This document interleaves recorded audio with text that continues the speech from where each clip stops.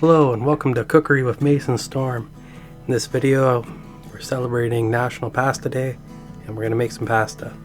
The pasta I'm going to be making is somewhere between spaghetti and linguine, but it's all by hand, so it is what it is. So we got 100 grams of flour and an egg. This is the same recipe we used when we made the lasagna noodles.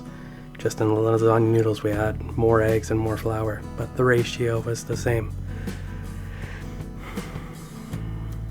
So we mix our flour and egg together, and eventually it will start to kind of stick to itself. I found that starting the mix in the bowl like I have here really helped keep the mess down. It made a really good kind of starter, and then the dough itself kind of picked everything right up, so then it didn't really make a huge mess like it did when I was making the lasagna. Just keep kind of rolling it around and rub your fingers off, get all the flour back into the ball. Just keep kneading it away. Knead it for about 10 minutes. It's so easy to make pasta, and the taste of fresh pasta is just so much better. And the amount of effort, it's not really that much of it. And then once we're done kneading it all together for 10 minutes, then we let it sit for about half an hour to rest. I just stuck it in a plastic bag, but you could just put some saran on it. I don't have the bag sealed or anything, just good to go.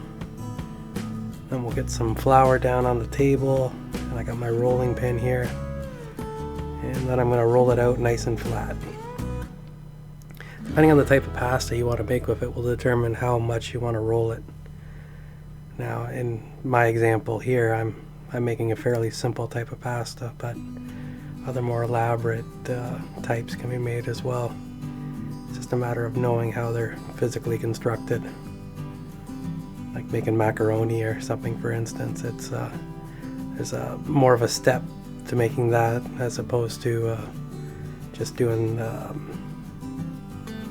like a spaghetti or something, where it's just a matter of cutting it into strips once it's flattened enough.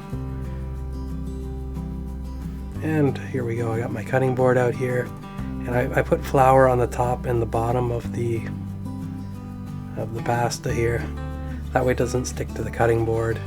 And the other thing is too, after I'm done cutting it, I put it in a bowl, and I have a little bit of flour in that bowl, so all the pasta doesn't just like stick to itself, because that kind of sucks.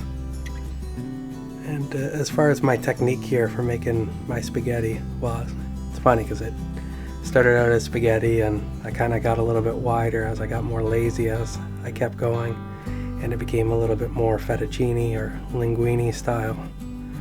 Well, I guess it went from linguine to fettuccine, but it's all the same. And I'm just using kind of like a little bit of a knife rocking technique.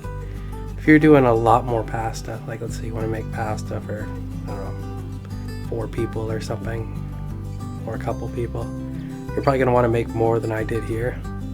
This was just 1 egg. You probably want to do 2 eggs, 200 grams of flour for a couple people. And yeah, if you have something like a really big square or section of pasta you have to cut it, it's probably you cut it in half and then just make smaller strips. The way I rolled it out, it's pretty much the length of the knife, so I can kind of just rock the knife from the one end to the other, and it just kind of slip cuts it, which seems to work pretty good. Near the end here I struggled a little bit finishing it up. I was probably getting a little bit impatient, but there we go, some pasta. So now over here on the other side, once I started cutting, I put the pot on and it's boiling up, and then it's time to cook. I was thinking about leaving the cooking speed in real time, because it really doesn't take very long. It takes a lot less time to cook fresh pasta than it does to cook store-bought dried pasta. So it takes about 3 minutes or so. Well, my particular thickness of pasta, the way that I cooked it, it was kind of al dente at like 3 or so minutes. In fact, the time it took me to get the noodle out of the water to try to taste it to see how well done it was was like the majority of the cooking time.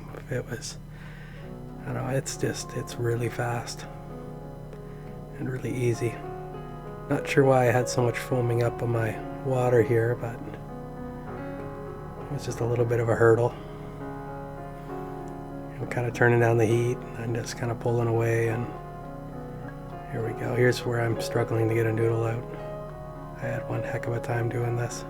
Probably should have used something other than a wooden spoon. There we go. So it wasn't quite done at this point, so I kind of left it for a little bit longer. And the results were really good. I was very happy with the pasta that I was able to make.